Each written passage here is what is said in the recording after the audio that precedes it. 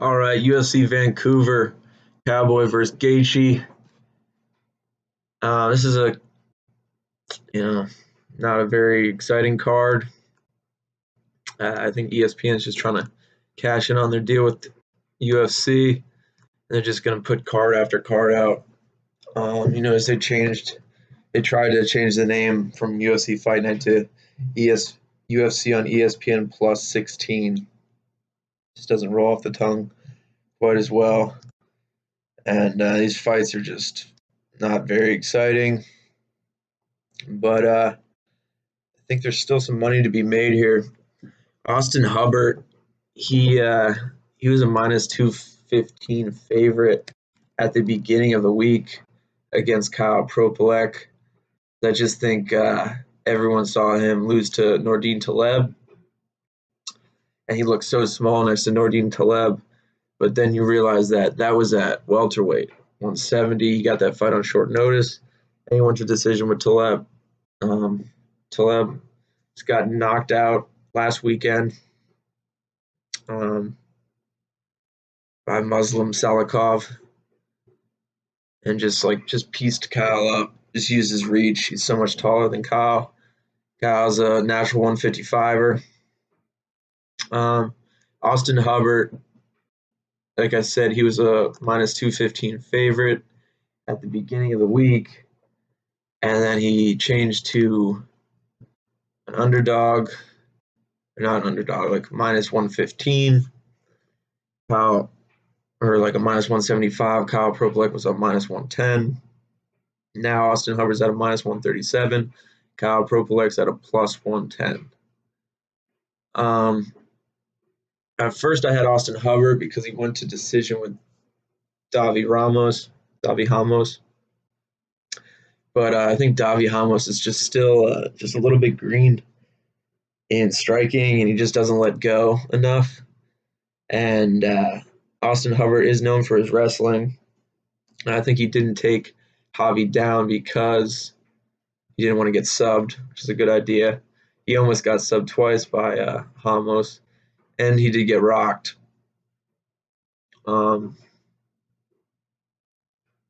Just getting pieced up on the feet by him pretty much. But Ramos has power. He swings like just huge hooks. Like Dan Henderson. What's his name? Paul Felder was comparing him to Dan Henderson, Ramos, because he just has that overhand right and those just huge hooks and he just puts his whole body into. And Kyle Propolek, he's more slick. He more pops out. And I noticed Austin Hubbard, he kind of leans forward with one of his hands up, one of them down here kind of. So Kyle Propolek likes to throw like a hook jabs, kind of like you see Ryan Bader throw him a lot. Who else? Fedor kind of does the same thing. Like it's like a jab, except it's like a hook jab. It's like they reach out and it's really quick. Kyle Propolek almost landed on Taleb a couple times. And Austin Hubbard, he's still pretty green in the striking department too. His kicks are really slow and definitely not as fast as Taleb. So I'm not sure if he could win a decision, outpoint Kyle, and if he'll use his wrestling more than he did when he faced Ramos. But Kyle Propolek's a good wrestler too. So Kyle Propolek's at a plus 110 now on DraftKings. That's pretty good value. He might go up in value as we get closer to the fight. But Austin Hubbard, even at a minus 137, is good value too. There's a lot of pick'ems on this card. So I like Kyle Propolek here just because I like that opening and that hook jab that he throws. He does the same thing on the other side too.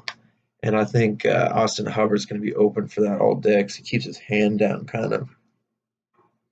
He did rock Ramos a couple times, but I think Propolek could outpoint him. but it's just a really tough fight to call. But I'm gonna go Propelec for this one. Like I said, I think he has the size. He's a big 155er. Obviously, he fought at 170. His last fight, Austin Hubbard's big too. But I like Propelec here. Maybe TKO, but just probably money line's a good value. But I'm not going to focus too much on those fights. It's not, a guarantee, as they say. So I'm going to go Kyle Propelec right now. Might change my mind. I was Austin Hubbard at the beginning of the week, but I think I'm going to go Propelec now. All right. Next fight is Louis Smolka versus Ryan McDonald. Louis Smolka, he sometimes just doesn't show up to fight. He got cut by the UFC.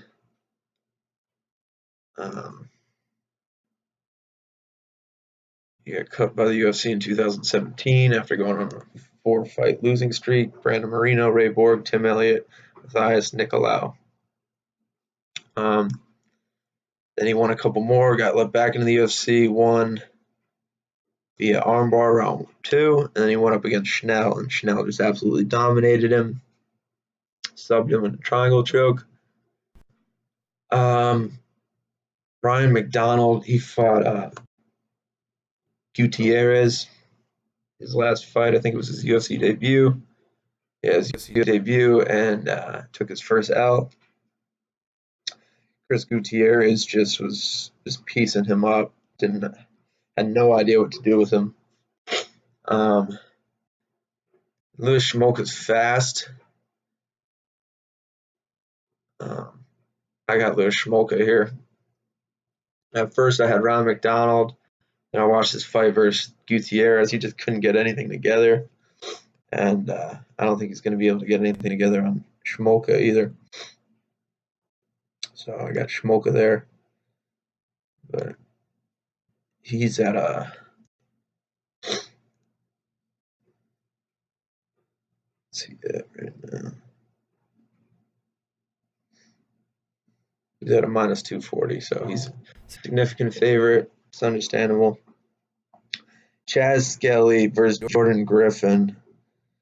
Like I said, this card is filled with pick'ems. Chaz Skelly, he's a plus 110, I think, plus 115 now. Jordan Griffin sitting at a minus 143.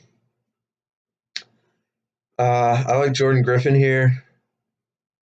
I had him at the beginning of the week, but I watched the fight, Chaz Skelly's fight with Bobby Moffitt.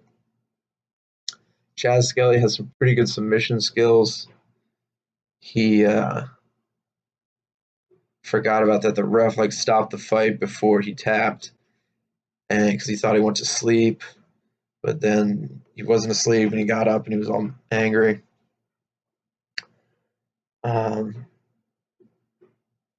Fights for Couture, I believe. Yeah, but he's a good wrestler from Texas, Team Takedown. And he's definitely going to try to take Jordan Griffin down immediately. That's what Dan Ige did to him. But Griffin showed some good defense on the ground against the sub from Dan Ige. Dan Ige had him in trouble a couple times with the rear naked choke. And Chaz Skelly had Bobby Moffitt in trouble with the rear naked choke. His last fight, too. Jordan Griffin has some good scrambles against Dan Ige. Flipped him right to mount a couple times in the second round. Won the second round. Lost the first round because he got taken down. He's just trying to defend against the choke. It's pretty much the same with Chaz Skelly's last fight with Bobby Moffitt. He was literally on Bobby Moffitt's back, just backpacking him. Bobby Moffitt was standing up trying to get him off. And Chaz Skelly had a full body lock on him, and he was just trying to find the neck, punching him up against the cage while he's on his back. So, Chaz Skelly, I mean, that's good value too. It's another pick'em. He's a good wrestler. Jordan Griffin showed good scrambles, and he could definitely piece Chaz Skelly up too. I believe Jordan Griffin has the reach advantage.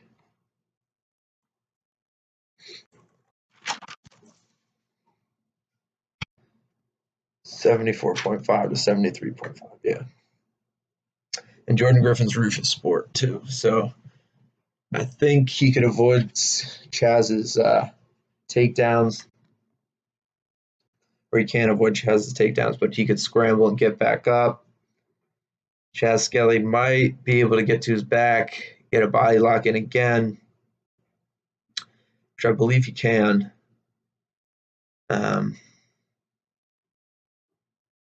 But safe bet, I'd say no decision. I don't think this fight goes to decision. I think somebody's going to get knocked out or submitted. I think either Jordan Griffin's going to knock Chaz Skelly out, or Chaz Skelly's going to sub Jordan Griffin.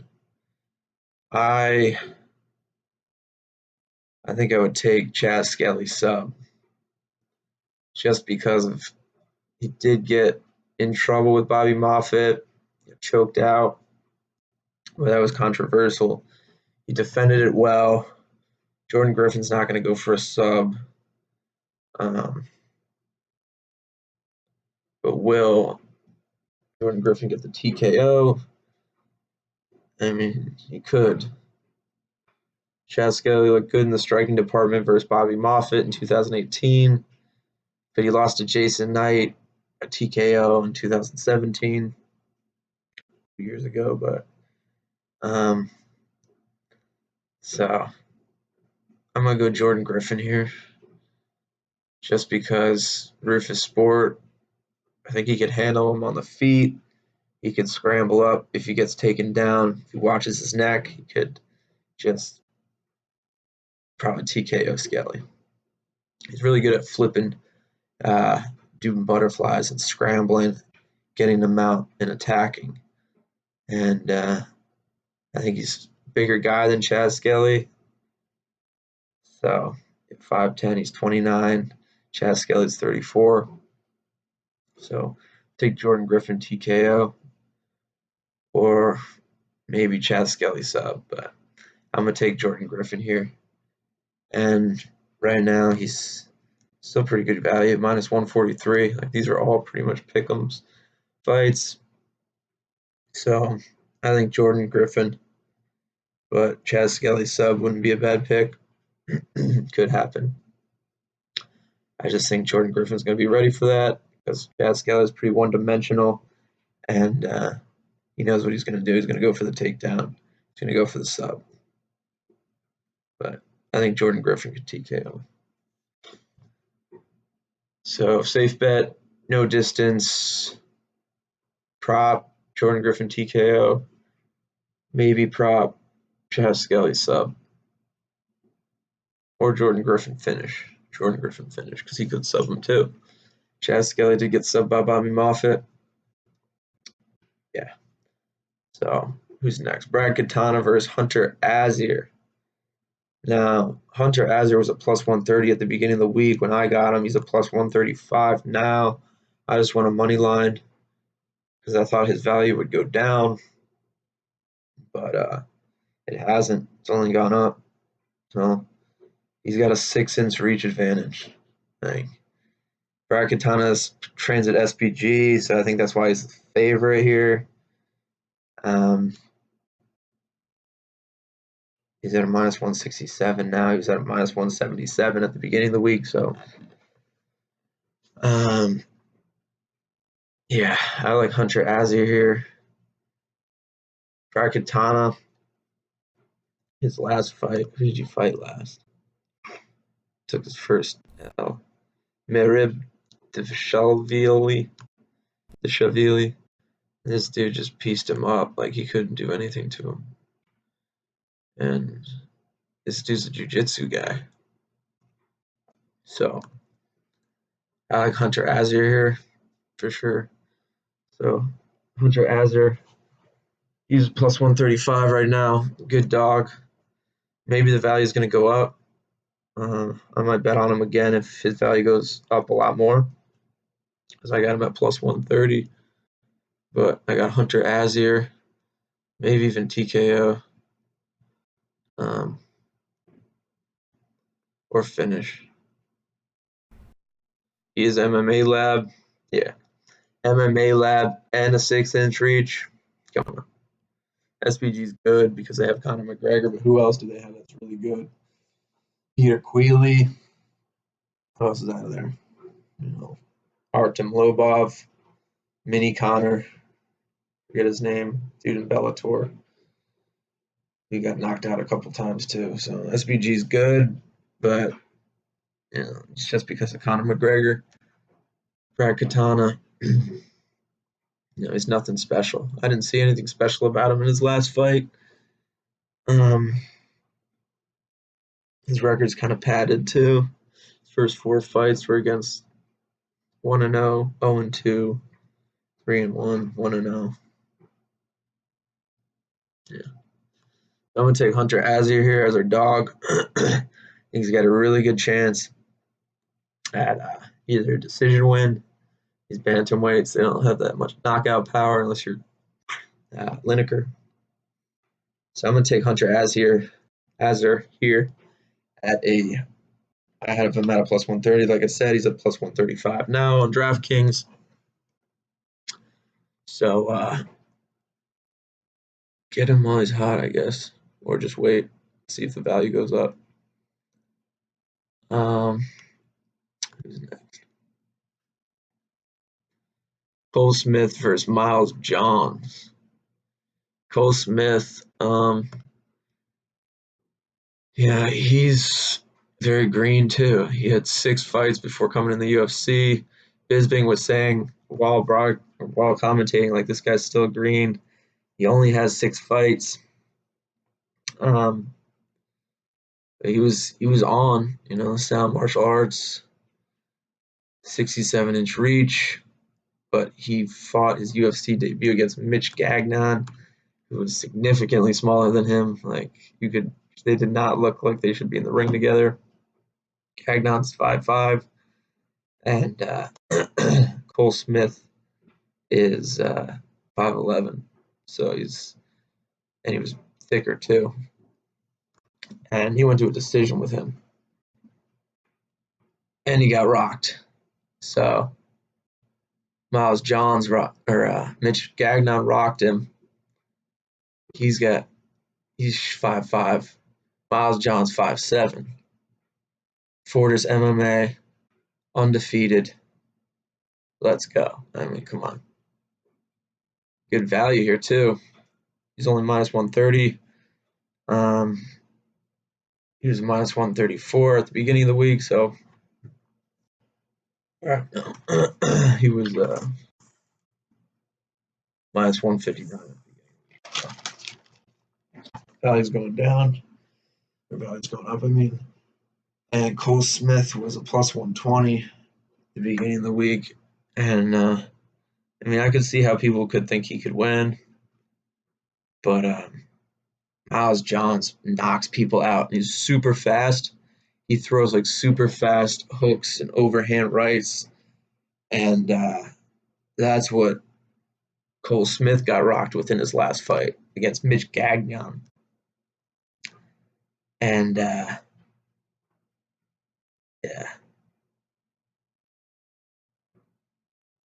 Yeah, I think he's going to TKO him. I like Miles Johns here with the TKO.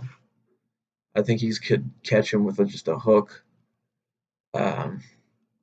He's got 10 wins, 10-win streak. He's 9-0, so he's got more experience. LFA. Yeah. Got Miles Johns here. Slight favorite. Minus 130. His value might go up. But I don't know. Cole Smith is pretty green. And a lot of people probably saw that he got rocked in his last fight if they watched it, or if they're just going off the records. But Cole Smith, you dominated Mitch Gagnon, but just had a significant size advantage. He's probably going to have another significant size advantage over Miles John. Miles John is 5'7", and Cole Smith's 5'11", and he cuts a lot of weight. But I like Miles Johns here too. He's got good takedown defense, and I think he can knock him out. That overhand right or leaping left hook he likes to do. So Miles Johns TKO be a good one. Augusto Saki versus Marcin Tybura. It's another great fight for this stacked card in UFC Vancouver. Augusto Saki, there's a lot of hype for him coming in. I guess because he KO'd some dude on the Contender Series, and he KO'd Chase Sherman. But then he went to a decision with Andre Arlovsky, which could have gone either way, in my opinion. I thought Andre won hands down, but the judges gave Augusto the victory. Augusto's fast and he's got power, but how's his takedown defense? I know he fought Czech Congo and Bellator. Czech Congo probably just took him down the whole time, laid on top of him.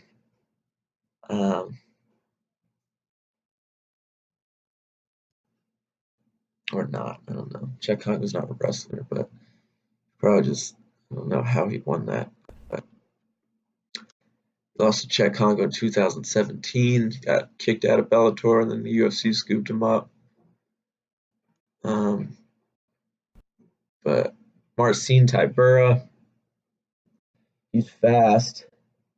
He also hits hard. He has knockout power, but he also doesn't really have a chin.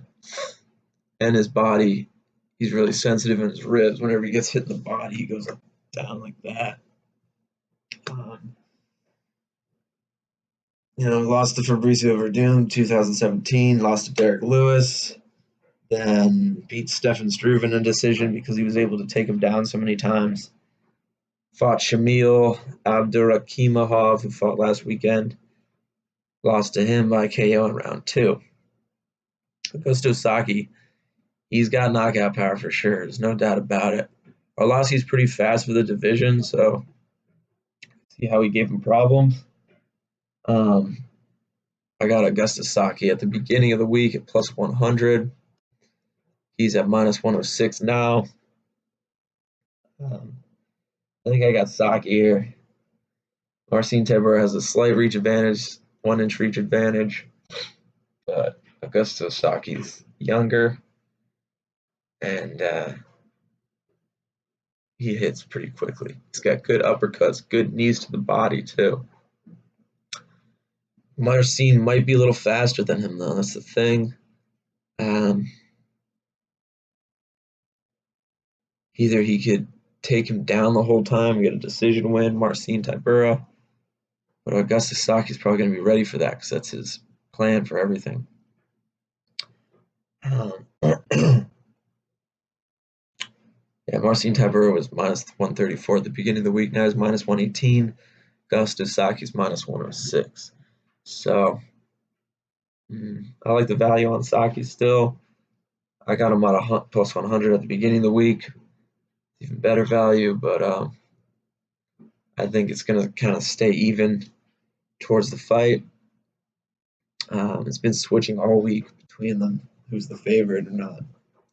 They both, they're both just not, top level heavyweights. They're kind of just, they got that power of a heavyweight. They're kind of slow, kind of like basic in their striking. But I think it's going to come down to, will Marcin Tybura swing with Saki, or is he going to take him down? She's probably going to take him down. Saki showed pretty good takedown defense. He has really good clinch work, good knees to the body. which is going to be a problem for Marcin Tybura. Marcin Tybura, like I said, those body shots really affect him. But this is another pick 'em. I'd say safe bet, no decision. I don't think it goes to decision. It's probably going to be the huge favorite because they're heavyweights. But I think Saki can knock out Marcin Tybura. So safe bet, no decision. Saki finish. Saki TKO.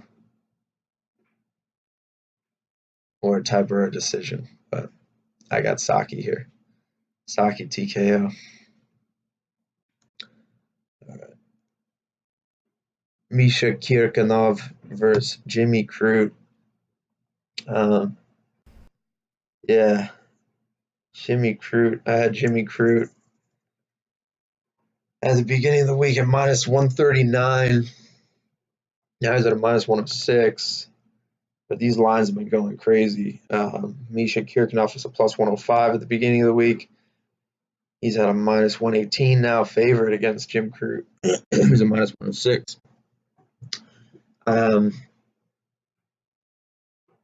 Just by looking at Misha's record, you would think this guy's just going to get his ass whooped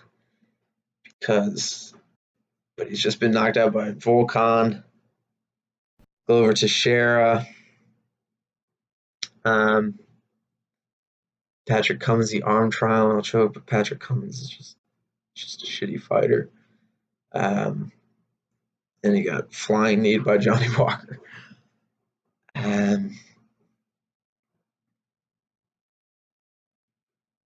Yeah, he beat Nikita Krylov with a guillotine choke in 2016. But his chin, man, he has no chin at all, and he gives up. I watched his fight versus Johnny Walker, his fight versus Glover Teixeira, and his fight versus Volkan. And all three times, like he just covered up his head. He didn't even like try to get out. Just gave up and waited for the ref to stop it.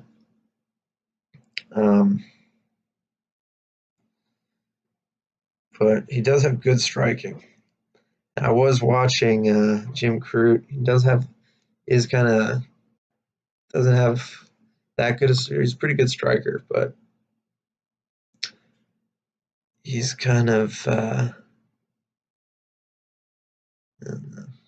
don't know how to describe him, but he's got a good record. I mean, beat Sam Alvey in round one. Sam Alvey got into it with Mark Goddard after that, said it was an early stoppage.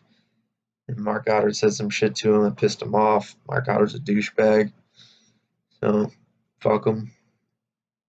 But Sam Alvey, he wanted to punish Jimmy Crute. He said going in there, Jimmy Crute knocked the shit out of him.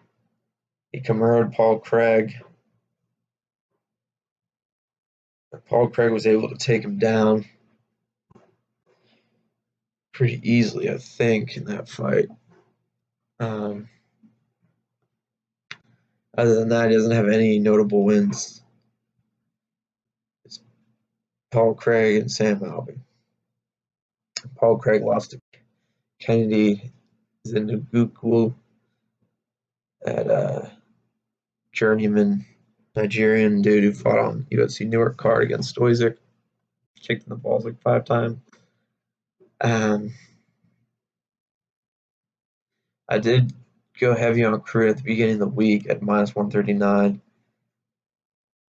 Misha, he's got a 4.5 reach advantage, 4.5 inch reach advantage. His striking is pretty good. He has some pretty good kicks. He's got good striking, but I think Jimmy Crute's going to be able to just do something to him. To be able to TKO him. I'm not going to go too heavy on this fight. It could go either way, but I'm going to go Crute here. I almost took Misha at the beginning of the week because I thought There's some value here, but then I looked at his record. I'm like, When I watch his fights, he does have a chance on the feet, but I think Jimmy Crute's so much younger. He's 23. He's 10 years younger. Misha's got the 5-inch reach advantage. Um, but I like Jimmy Crute here. Still like Jimmy Crute. But another pick'em, This fight is full of pick'ems. Minus 106 to minus 118. Next one is Antonio Carlos Jr. versus Uriah Hall. Uriah Hall I almost picked at the beginning of the week. I'm glad I didn't, because he was at like a plus 130 at the beginning of the week. The plus 120 he opened up as. Antonio Carlos Jr. was a minus 159. I jumped all over that, and a lot of people did too, because now he's at a minus 240. Uriah Hall's at a plus 185. Uriah Hall, he gave Costa some problems. Not really. He's pretty much just surviving him, but he did drop Costa. Just a matter of him showing up. Just he's just one of those fighters who just sometimes just doesn't show up. He usually takes a round to get ready. He says he likes to get hit to wake up, but he usually gets hit and knocked out.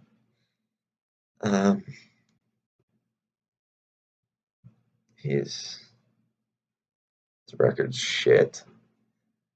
But I mean, it's Robert Whitaker, Derek Brunson, Gegard Mousasi knocked out Krzysztof Jotko with a punch after getting rocked himself by Krzysztof Jotko. Got rocked by Paulo Costa. Paulo Costa rushed in too fast. Costa left hook, dropped Costa. Costa was up again, finished him the next round. And then he looked really good against Bevan Lewis. I mean, he didn't look really good. He was getting pieced up the whole time. Going to be probably a unanimous decision win for Bevan Lewis. Kind of started to open up in the second round, but really started to open up in third. Once he gets his range, a lot of people try to pressure fight him, which is what Krzysztof Jotko did. This is how he was able to rock him. They like to pressure him so he can't get the spinning kicks off. Can't get space to throw those kicks. He is 35 years old now. He's getting up there. He's got gray hair now. 0.5 reach advantage, but shoe face Antonio Carlos Jr. is 29. Raul's 35. And, Jocko had him hurt in the first round, but then he just went for a takedown, which is why I hate Jocko. That's all he does. Super boring fighter. But he got his ass whooped by Rahal, knocked out by left hook, I believe. Just dropped him on the ground. Ref stopped it immediately. Dropped Paulo Costa with that left hook. And Bevan Lewis was a right hook. Bevan Lewis reached in just a little too far with like a sweep, like a long hook. Just reached in a little bit too far. Was getting too excited for the finish. And Uriah Hall just the old slip and rip. Right through, right hook, right to the face, dropped him right on his ass. Finished, I think, 2 hits, and the ref stopped it. But, I mean, Antonio Carlos Jr., he got beat by Ian Heinisch, but I watched that fight again. It was kind of controversial. Ian Heinisch is a great wrestler, has great takedown defense. So he's able to scramble, get back up a lot. Antonio Carlos Jr. got headbutted, eye poked, kicked in the balls in that fight. DC was saying he was too distracted by the headbutt, and he was dwelling on it too much, and that's why he lost the decision. He didn't let go or use submission attempts at all in the third and second round. After he was destroying Ian Heinisch in the first, comes out strong. And people who pressure Uriah Hall, it's usually the strategy to fight him. Like I said, he can't get his spinning kicks off. And he beat Marvin Vettori in 2016. Other than that, he hasn't really fought anybody of significance. Knocked out or choked out Tim Boesch in round one. Yeah, so lost to Patrick Cummins in 2014, back when Patrick Cummins actually was a fighter. He could actually take people down. Ian Heinisch barely beat him. Uriah Hall could, like I said, he just sometimes doesn't show up. And it's tough to rely on a dude like that who just waits, doesn't really care if they're famous, doesn't really care if they get good fights. They just do the same exact thing over and over again, just wait for the perfect shot, just get pieced up the whole fight. And sometimes he finds that shot. He usually does, but that first round is usually super brutal for him. He takes an ass whooping. Krzysztof Jotko was able to take him down when he was rocked, but Antonio Carlos Jr. definitely going to want to take him down immediately. I think he can probably sub Uriah too.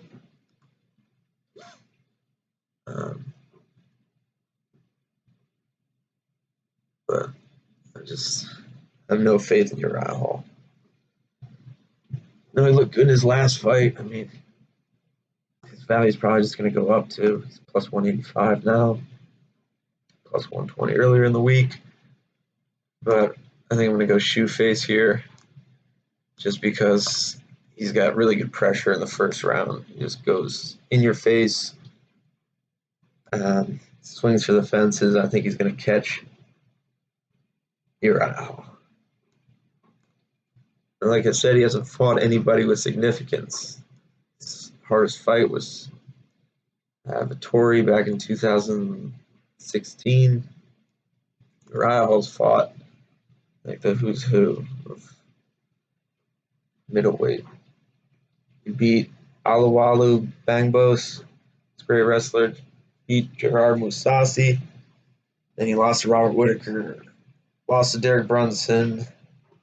Knocked out by Derek Brunson the first round.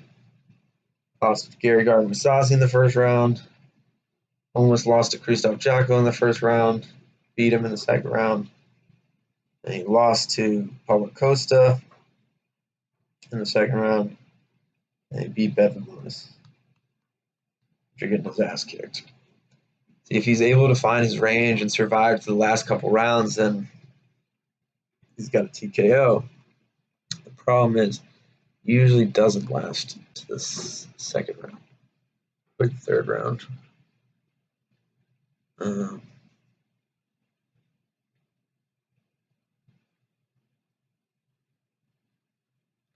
December 2018. So, does Uriah Hall have the power to knock out Shoeface? Yeah, definitely, but I just don't think he got beat by Dan Kelly, though.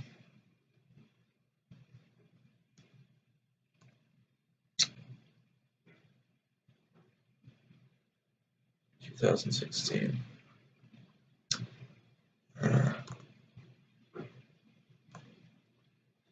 If Uriah shows up, I'm going to take Antonio Carlos Jr. here. TKO probably. Antonio Carlos Jr. TKO. Safe would be no distance. Then Antonio Carlos Jr. finish because he could sub him. Antonio Carlos Jr. sub will be probably the favorite. TKO would be a little more value. Uriah Hall's got no chin. We all know that, so TKO could happen. But yeah, I like shoe face here. Safe bet, no distance. Antonio Carlos Jr. finish, probably sub, could be TKO. Or round one. It's probably going to be the most value you can get out of this fight. Antonio Carlos Jr. round one, but obviously more value would be a Uriah Hall TKO. If he can last in those later rounds, Uriah Hall TKO round three. Could be worth throwing a couple bucks on, but I doubt he'll make it past Shoeface first round's pressure. It's a big fight for Antonio Carlos Jr. He beats Uriah Hall. He's in there. He's in the top. Beats number 13. He's fighting next to be in the top 10. So, like Antonio Carlos Jr. here. All right. Next is Michael Pereira. This dude fought Danny Roberts. This guy who does like backflips in the ring, crazy spinning kicks, capoeira. He's a -590 favorite against Tristan Connolly. Crazy. I had Danny Roberts beating him because I was like, this guy can't do this in the UFC, But destroyed Danny Roberts. He was an underdog for that fight. Or Danny Roberts was an underdog, that's why I took him. But yeah.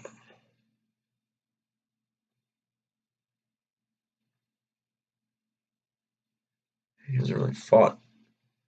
Like, he's had a lot of fights. His record 23-9. The last time he lost was December 2018 at Dusko Todorok, round 1 TKO. Before that, it was no contest, rear naked choke. He choked out the dude, missed weight, so it was a no contest.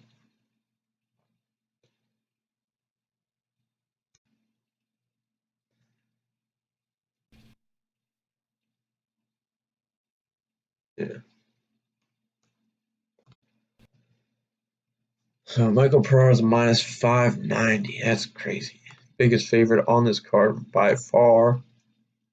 Tristan Connolly, he's no slouch. He's a submission artist too, so he's gonna want to take him down ASAP. Only lost once. All chokes pretty much. One TKO in his last fight though. Round 1, round 4, round 3, round 2, round 1.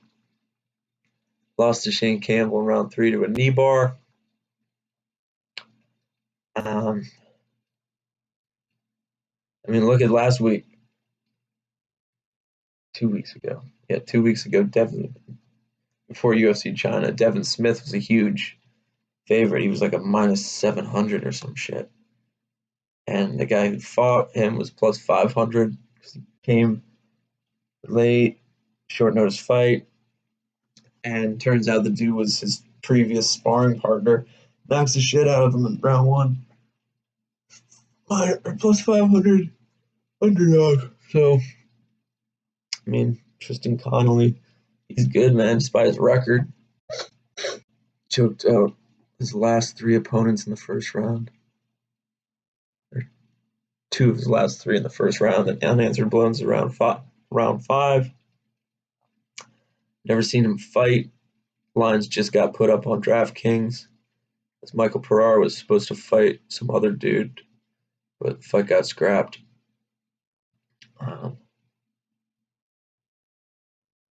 Michael Pereira is just a freaking freak athlete, though. The way he's able to do spinning like backflips and shit, it's pretty crazy. I did not think he was going to get past USADA, but he's here, and it's almost fight week or fight day, 2 days. So if you want to throw some money on Tristan Connolly, wouldn't be a bad idea at +400. What can you lose, But I'd say Michael Pereira is a good choice. He's super fast, super strong, and he could probably knock out Tristan Conlon pretty easily. All right.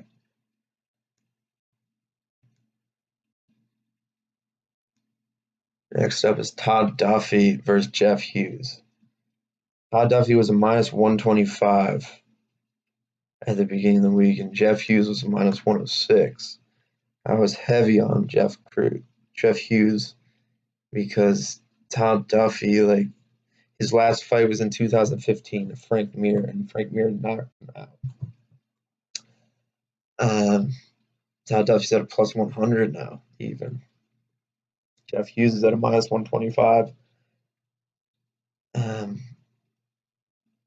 I remember correctly, Jeff Hughes, he got a controversial decision victory over Maurice Green. Not a very exciting fighter, kind of sits back and waits for his one shot. But Todd Duffy was interviewed. He said he was going to show the best version of himself this week. We haven't seen him since 2015, though, so it's really tough to say how his training's going, how he's improved. He's definitely going to have ring rust. Jeff Hughes is a young up-and-comer. I believe this is his second fight in the UFC. 10-2. Yeah, round one KO on the Contender Series. He was a champion in LFA, beat Maurice Green, and then he lost to Maurice Green in a split decision. On UFC on ESPN +4. But he has been knocked out round 5 in 2016. Other than that, it's just decision. Punches on the Contender Series, then this decision lost to Maurice Green. Todd Duffy, I believe he's a wrestler. He left, right as USADA was coming in the UFC 2015, 2016. So Frank Mir, I think he's off the TRT at this point, knocks him out in round 1. Then he was offered a fight. He accepted a fight in 2017 against Mark Godbeer, and then withdrew, even though he was a huge favorite to win that fight. I think he was more scared of USADA. I was just looking at his picture here. Is this going to be the same Duffy that his picture on Tapology? Him fucking jacked? I don't think so. He says this is going to be the best version of him you're ever going to see, you ever seen, but it's a lot of what dudes say when they come back from a long layoff. We actually fought Alistair over in 2010, and Fields Dynamite got knocked out in round 1. Not a surprise. And then he beat Neil Grove, Phil DeFries, and Anthony Hamilton, all first round punches. That dude sucks, though. Yeah, that was 4 in the UFC. That's way more than that in the UFC.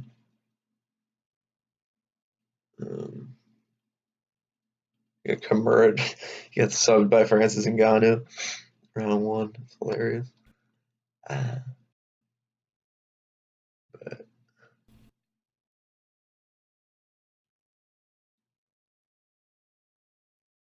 yeah, it's really tough here. I'm going to take Jeff Hughes because I can't really say about Todd Duffy since we haven't seen him fight in 4 years. I assume he's not going to be the Todd Duffy that we knew back when he was fighting. I mean, wouldn't be anything special if he was the same Todd Duffy because he sucked back then. And he sucks now, probably, because I don't get better from sitting out the ring for 4 years, over 4 years, and off the steroids. So probably gonna be slow, ring rust. Yeah, the reach advantage. He has 1 inch height and 1 inch reach advantage. 2 years older than Jeff Hughes,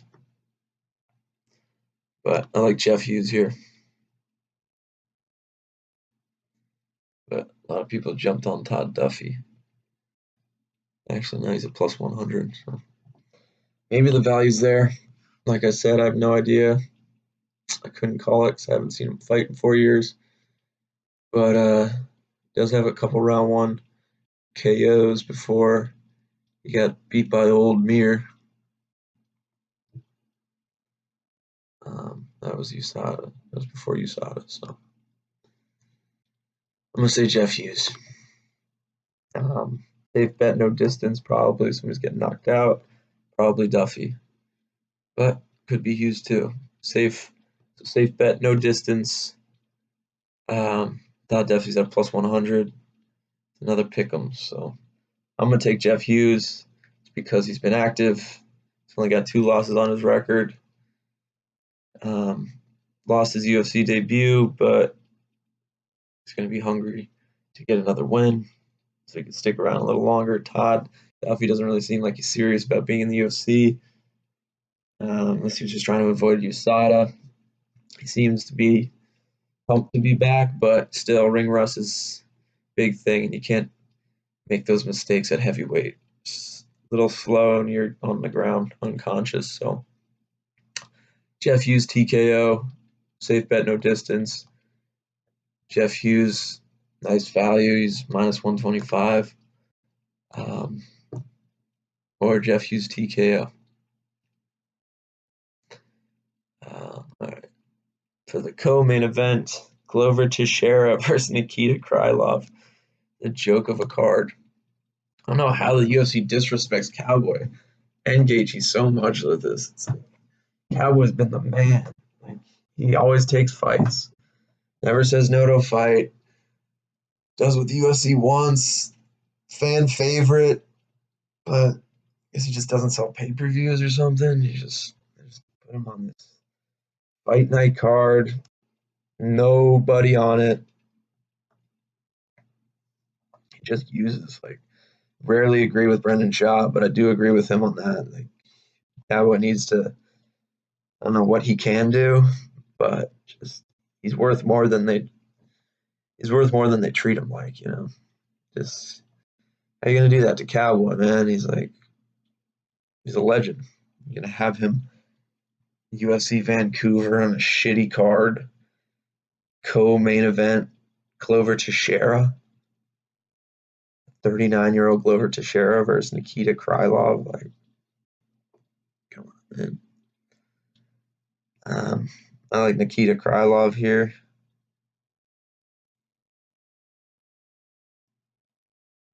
I mean, I did pick Glover, actually. Pick Glover at the beginning of the week because Glover beat Misha, whatever his name is, Misha Kirkinov. Misha Kirkinov beat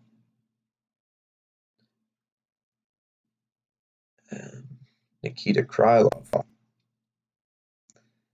in 2016. Holloway versus Pettis. 2016, he beat Nikita Krylov with a guillotine choke. So Glover Teixeira, he looked good in his last fight. I mean, he's 40 years old, 39 years old, but he can still bang. Subbed Ayan Kutaliba. That fucking Jack, dude. Yeah, I made some money off him that night. I remember that. This dude was such a heavy favorite. Ayan Kutlaba is a scary looking Russian dude. And just did not take Glover Teixeira seriously. and whooping his ass. Had a few good shots on him, but Glover Teixeira was able to finish him. Rear naked choke the second round. It was awesome. After getting his ass whooped for whole first round. And he choked out Carl Robertson. I think he switched a lot of his game to ending in a sub instead of swinging and banging with these younger dudes because his chin's just not there anymore. Which is understandable. He's been in a couple wars. He's always had great boxing. Only lost to the best. Let's read him off here. Lost to John Jones, 2014. Lost to Phil Davis. Beat Ovince St. Preux, choked him out. Beat Patrick Cummings, beat Rashad Evans. Lost to Anthony Johnson. Won against Jared Cannonier. Lost against Alexander Gustafsson. Beat Misha Kirkinov, round 1. Corey Anderson, he lost in a decision. Carl Robertson, rear naked choke.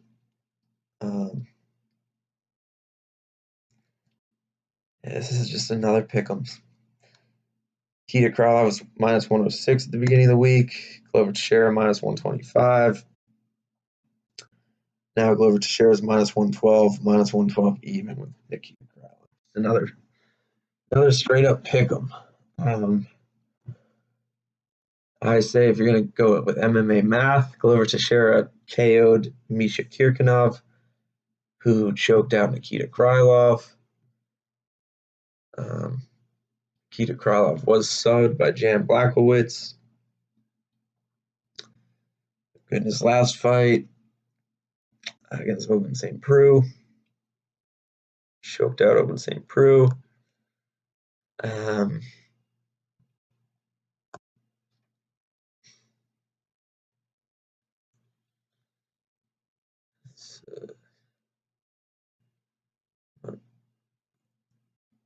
There's no value. I mean, we're both minus 112, so just to pick them.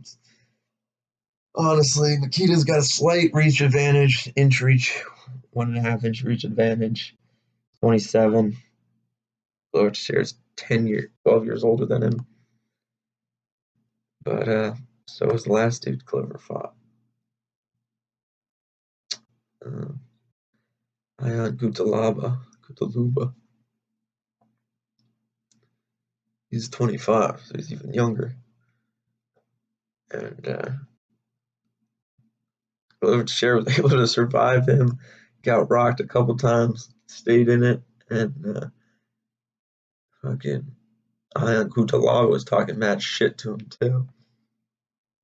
Didn't touch gloves with him, I think. Did something really disrespectful that made me fucking so happy when Glover Teixeira subbed him. I remember being so happy.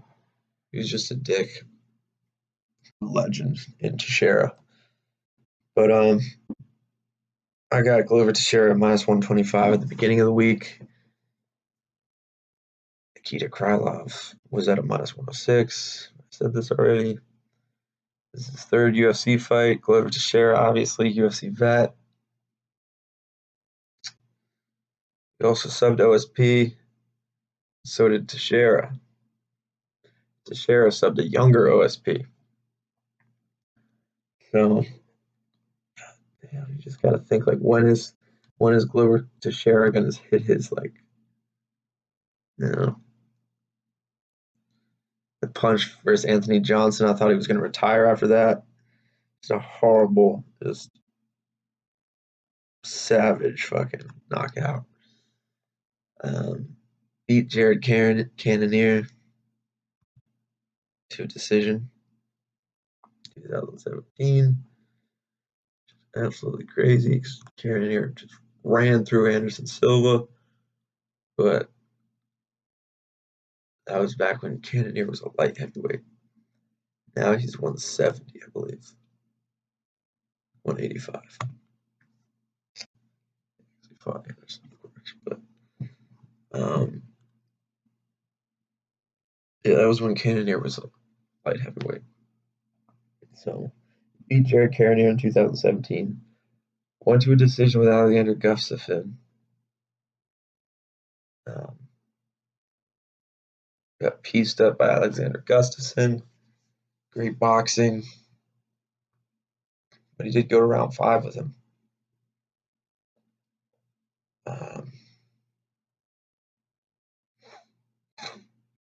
Misha Kirkinov beat ground and pound. He was able to avoid Misha's kicks, and he's such a veteran. Like, he just knows every little trick you're going to play on him, how to avoid it, how to keep his distance perfect, how to avoid heavy shots, how to recover when he gets rocked.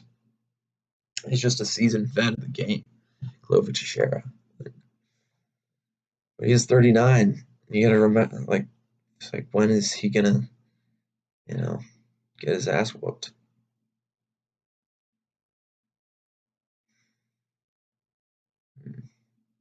Like I said, he's gone to more trying to choke people out. Nikita Krylov pretty good on the ground, so I think it's going to be a striking match. A lot of Nikita Krylov's wins are by choke. Lost to a choke, punches, lost to punches, head kicked Walt Harris in punches round 1, 2014, then lost to Ovince St. Preux on fluid choke, beat Cody Donovan, punches round 1, guillotine choke round 1. Marcos Rodrigo de Lima, rear naked choke round 1. Francismar Barroza, rear naked choke round 2. Ed Herman, round 2, head kick. Misha Kirkinov lost in a guillotine choke. Glover, I'm sure, is going to go for that guillotine choke. Krylov's going to try to take him down. Glover Teixeira's got great takedown defense. He could hook up that guillotine choke, just do what Misha did to him.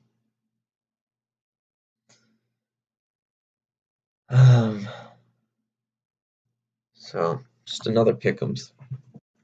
But I'd say I like Glover Teixeira sub. Yeah. Glover Teixeira sub, no distance. Safe bet, no distance, I'd say.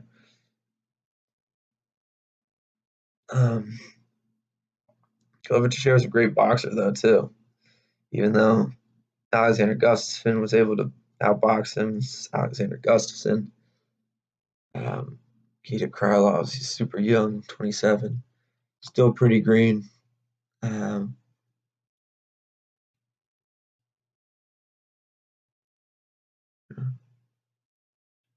Lost to the same dude twice, 2013. Was KO'd 2013, choked out 2014. Then choked out 2016. 4-fight winning streak, arm triangle choke, round 2. Jan Blachowicz, who's a striker.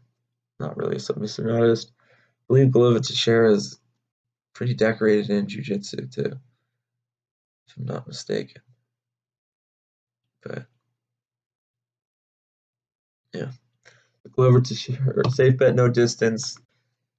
I'm gonna say Glover Teixeira finish would be, any finish would be safe. Glover Teixeira sub, because that's, I feel like, his strategy from just lately. Just he wants to avoid striking, take you down, sub you. So I'm gonna say Glover Teixeira. All right, safe bet, no distance. Glover Teixeira, any finish. Glover Teixeira sub, or Krylov TKO. That's the wild card, which probably isn't going to be that high value since lines are so even. But I like Glover Teixeira sub here. I think he could avoid Nikita's kicks, keep his distance, use his experience against Krylov, get him on the ground, get that rear naked choke cinched up. And Krylov's going night-night. So I think I'm going to go Glover Teixeira submission. And then we got Our main event, the only fight that pretty much anyone is going to watch, I think. Cowboy Cerrone. Here's Justin Gaethje. Um, he fights all like this. It's the last easy fight.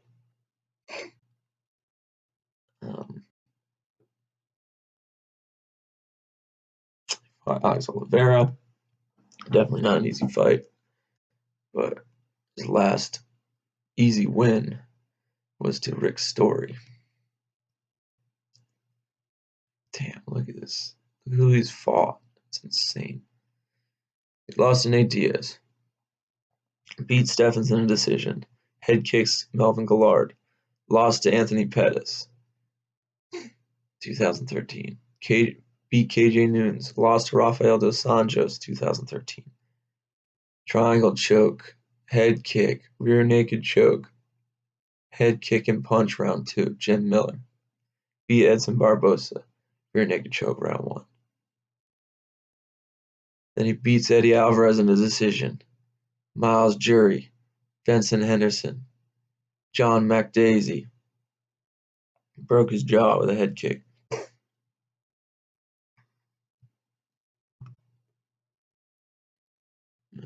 remember McDaisy. That's how he retired. Oh, no, he didn't retire. He retired after that, but came back, lost again to Nancy Medeiros, but screw him.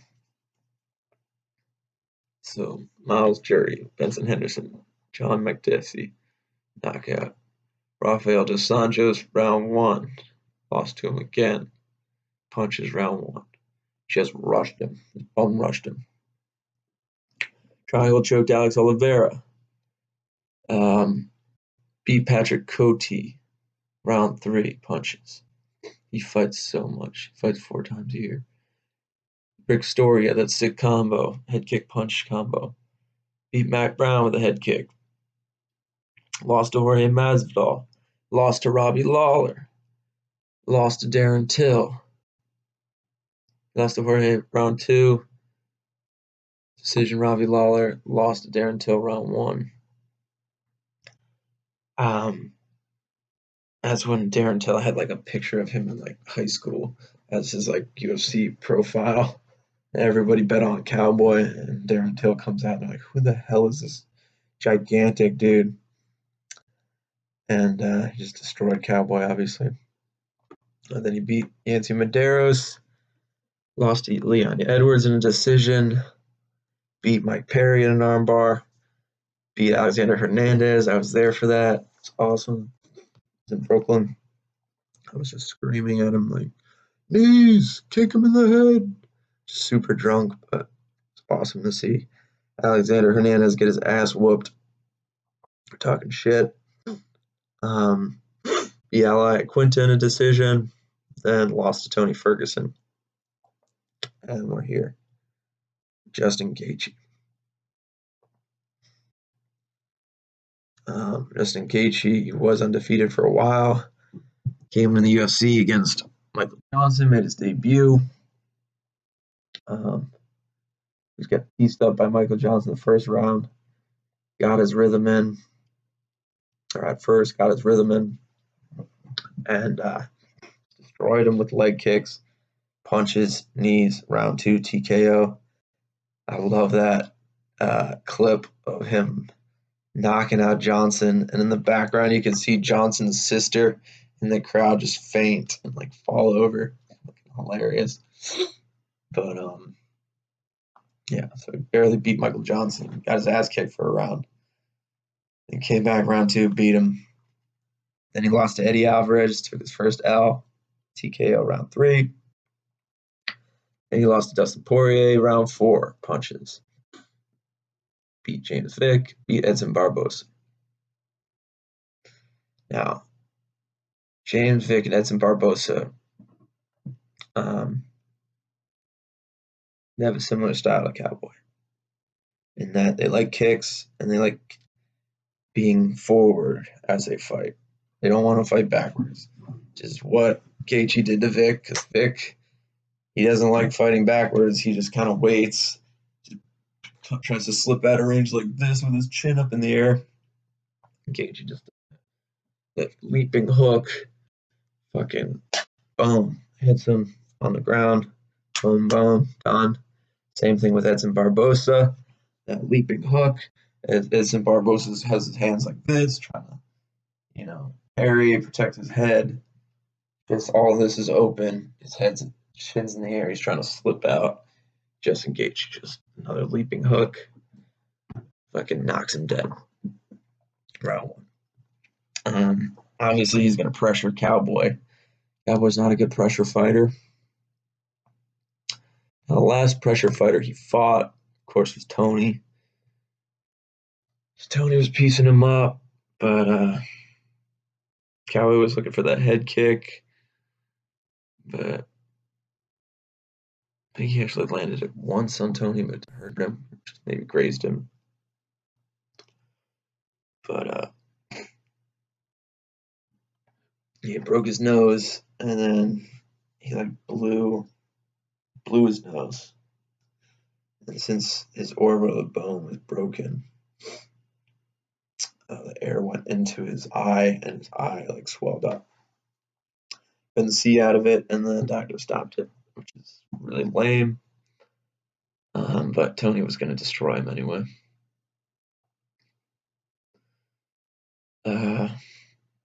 Tony Ferguson's a different animal. We all know that. Now, who would I compare him to? The last people that Cowboys fought, Mike Perry. So, even Quinta, similar styles. Alexander Hernandez, he's a bitch, so I'm never gonna mention his bitch ass. So Mike Perry has a similar style. And what did Cowboy do to him? Immediately took him down and subbed. Now people forget Cowboy has a really good guard. He's good off his back, good at jiu-jitsu. Just usually fights guys that he has a striking advantage over. And loses to them if he doesn't have the striking advantage to them, usually. So, Jorge Masvidal, Robbie Lawler, Darren Till, Yancy Medeiros, Leon Edwards. We beat Yancy and then Leon Edwards. So 4 of those fights, similar styles to Gaethje. I'd say Robbie has a similar style. He lost a unanimous decision to him. Gaethje has those leg kicks, though. He hasn't fought anybody with that leg kick heavy style as Gaethje. Mike Perry's a brawler. Quinta's a brawler. But they don't specialize in leg kicks like Gaethje does. Gaethje he ends every combo with a leg kick pretty much. He just breaks his opponents. No. Cowboy's a huge underdog. Last time I checked, the other week. Let's see what he's at.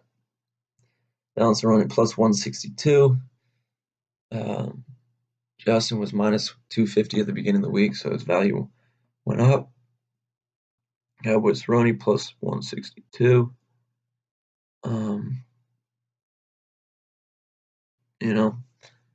What I like is what I included in one of my early parlays. We can do winning method now. Justin Gaethje TKO is at a minus 134. Cowboy Cerrone TKO plus 333. He can TKO Justin Gaethje. He's got the head kicks. But is he going to want to swing with Justin Gaethje? Probably not. He's not going to want to take too many of those leg kicks. They're going to slow him down, slow down his counter, slow down his movement, avoiding shots. That's how Gaethje catches people. Fucks their legs up so they're slow. And then once your nerves are damaged in your legs, you can't react as fast, and you get caught with those leaping hooks like he did to Edson, like he did to Vic. I think Cerrone is going to want to take him down and sub him. So Cerrone submission is a plus 550 now. It's not bad. Justin Gaethje by decision, plus 750. Down Cerrone by decision is plus 850. Any finish, Gaethje is minus 139. That's a good value right there. Minus 139. Minus 134 TKO. He's not going to sub him, so might as well take the minus 134, which is pretty crazy. Minus 134 for Gaethje TKO.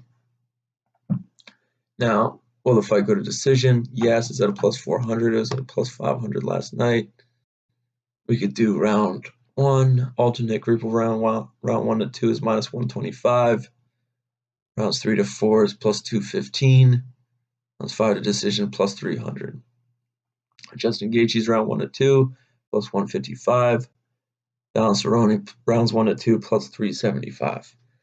Gaethje rounds 1 to 2 is good value to me at plus 155.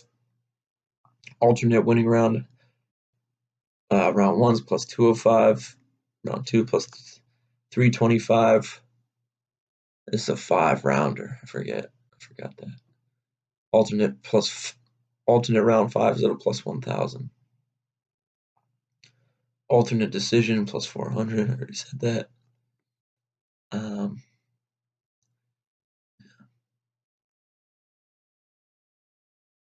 Gaethje round 1 to 2 plus 155, or Gaethje round 1 at plus 300 would be a good value. So I think Gaethje is going to pressure Cowboy, try to knock him out in the first round. This way, can't get his rhythm, can't get his reach, distance. But will Cowboy be able to sub him? That's a question. I don't think so. Safe bet would be rounds 1 to 2, minus 125. But it might go a little bit longer. So rounds 3 to 4, alternate rounds 3 to 4 plus 215. Not a bad bet. I'm not mad at that at all. Plus 215. Might include that in a parlay right now. Alternate 3 to 4 plus 215. Gaethje rounds 1 to 2 plus 155. Plus 375 for Cerrone round 1 to 2. Cerrone 3 to 4 is plus 625, my lucky number. My birthday.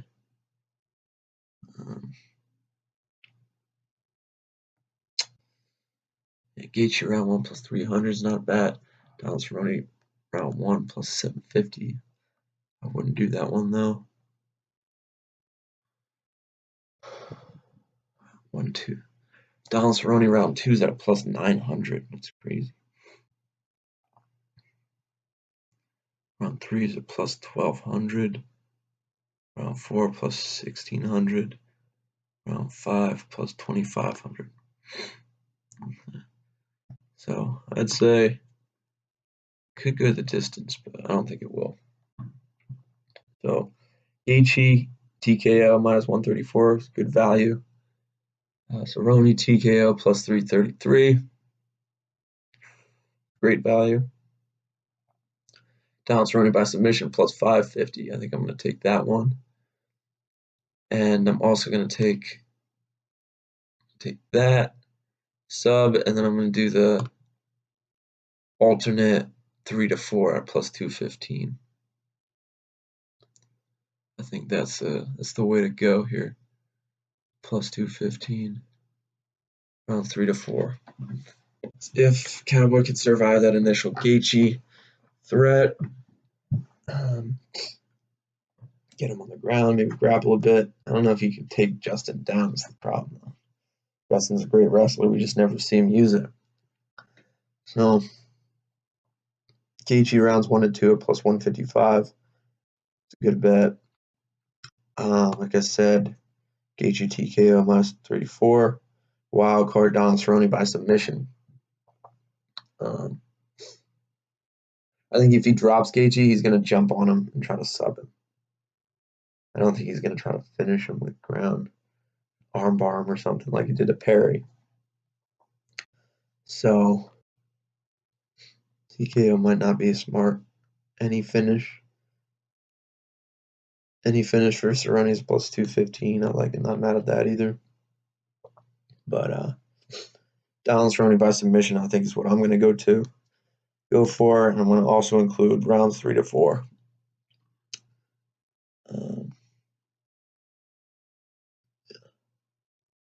Alternate rounds 3 to 4. So I got Gaethje here. It's because just Don Cerrone's past of just not being able to fight backwards.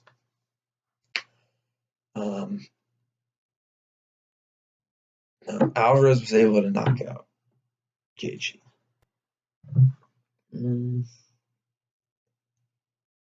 But I just don't think Cowboy can take those kicks, especially with the weight cut to 155 again. Remember, he got kicked in the ribs. It did not. He get dropped with a body shot by somebody. He dropped Matt Brown with a body shot.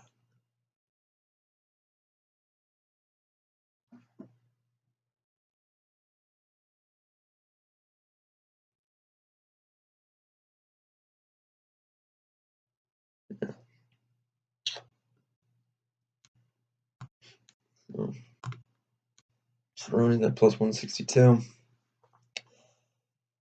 Cowboy's always a dog. I'd see if the value gets closer. As Justin Gaethje was a huge favorite at the beginning of the week, now he's at a minus 200, so maybe his value will increase. So I'm going to hold off on betting on that, but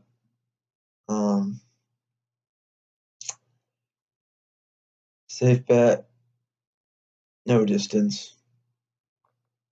There's no value in that. I'd say Gaethje TKO, Gaethje round 1 to 2, alternate round 1 to 2, alternate 3 to 4, or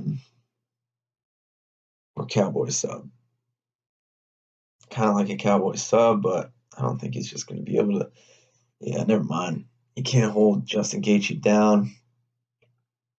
He's got a TKO him. So I got Justin TKO. Yeah, Justin Gaethje TKO.